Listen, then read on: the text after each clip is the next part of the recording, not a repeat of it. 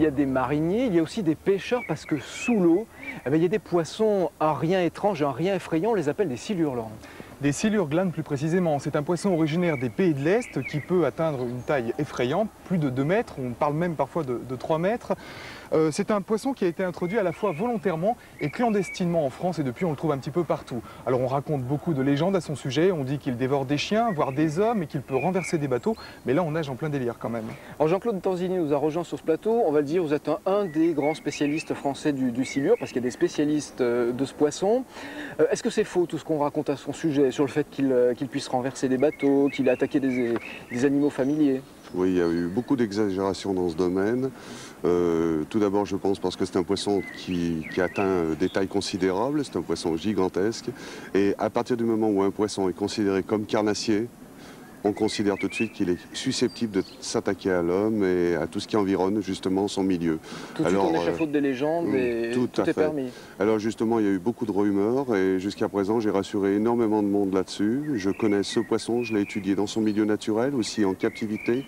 Il est évident que c'est un poisson qui a une réponse en agressivité lorsqu'on l'agresse, en captivité et aussi en milieu naturel. Mais la configuration de sa mâchoire ne permet absolument pas de laisser de plaie ouverte sur le corps. C'est un poisson dont on parle depuis quelques secondes, Laurent nous en a parlé tout à l'heure. On va peut-être le voir tout de suite, on va faire cesser le suspense insupportable grâce à des images que vous nous avez apportées, qui ont été tournées par Nathalie Martin. On écoute le son aussi parce que c'est important de ressentir cette ambiance qu'il y a sur place. Et je précise que c'est vous qui pêchez. Il fait combien celui-ci à peu près de longueur? Ça devait être un silure d'un mètre 20, 1 mètre 30 à peu près, mais c'est souvent les plus bagarreurs, les petits silures, les plus difficiles à saisir. Qu'est-ce qu'on ressent comme ça quand on le voit à quelques centimètres? C'est des moments d'émotion. Et je vous dis franchement, dans la pêche, il n'y a pas que le fait de prendre du poisson, il y a aussi le fait de lancer, de ressentir les touches, de quantité de choses. Et de vaincre son poisson manuellement. On vous a vu là le saisir, il vous a mordu. Est-ce que ça fait mal? Parce que ça a des petites dents en fait. Oui, non. En fait, le moment le plus dangereux dans ces instants-là, c'est surtout, il faut toujours faire attention aux hameçons triples qui sont piqués en bord de gueule du silure et qui risquent justement de pénétrer une main profondément. Alors, les hameçons triples, vous nous en parlez, vous avez amené du matériel oui. Qu'on va voir là. Ça c'est un hameçon triple hein? Oui, là il y a 2 hameçons triples. En fait, ceux-ci sont des leurres souples. On les monte avec des montures Drajkovic. Ceci est une monture, donc. Je vais le tenir, voilà. Comme ça on le verra bien de près.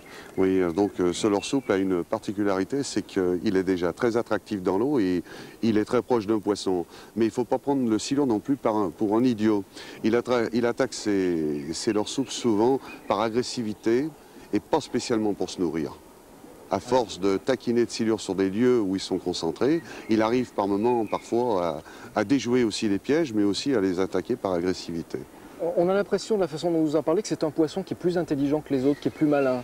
Je pense que tout poisson devient intelligent, tout poisson évolue selon la pression de pêche qu'il a dessus, en fait. Hein.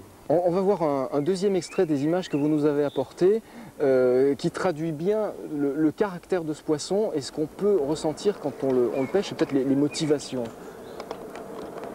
Oh oui! Oh qu'il est beau! Oh qu'il est beau! Oh cette masse! Oui! Oh là, il fait plus d'un 90. Il est énorme, il fait plus d'un 90. Comment est-ce que vous arrivez à évaluer sa longueur? Ben là, on a une certaine habitude de prendre des silures, puisqu'on en prend régulièrement, et ce spécimen était vraiment phénoménal. C'est un des plus gros que j'ai touché jusqu'à ce jour, et le malheur, c'est que j'ai pas finalisé le combat. Le malheur, c'est ce qu'on va voir dans un instant. Oui, c'est lui qui a gagné cette fois-ci. Là aussi, on va laisser un petit peu le suspense jouer. Ah, c'est dur quand il est comme ça, quelques centimètres. Hein. Ouais. Je vais partir au bouillon avec lui, oui.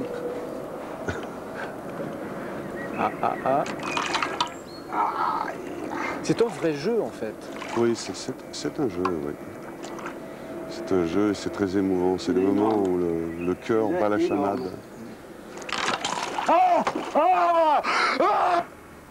Il vous a fait mal là? Non, il m'a fait mal intérieurement surtout. Hein. C'est lui qui a gagné. Là, juste avant, il y avait à peu près une demi-heure, 3/4 d'heure de combat et finalement, c'est lui qui s'en sort cette fois-ci. C'est lui qui a gagné parce que le fil a cassé. Voilà, le fil a été mis à rude épreuve pendant 3/4 d'heure, donc il était fusé et le poisson a remporté sur moi.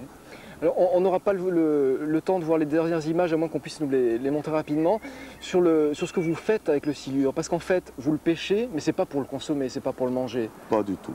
C'est un poisson qui offre des très beaux combats et puis sa recherche est vraiment très belle.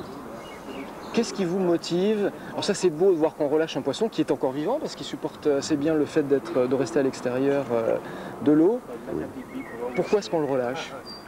Ben, je le relâche à partir du moment où il y a eu la recherche du poisson, la préparation dès lors, la recherche, le matin est magnifique quand on part à la pêche. En fait, une sortie de pêche, tout est beau. Hein. À partir du moment où le départ et la capture définitive du poisson. Après, une fois qu'on a le poisson, bon, ben, quand on a fait une consommation personnelle, je ne vois pas les raisons pourquoi on le garderait, on le laisserait sur une berge crevée. Au contraire, pour moi, c'est un plaisir de les remettre en liberté et de voir vivre ces poissons qui m'ont procuré tant de plaisir. Merci d'avoir parlé de votre passion. On reste toujours au ras de l'eau pour faire la connaissance de gens que vous connaissez, que vous rencontrez d'ailleurs souvent.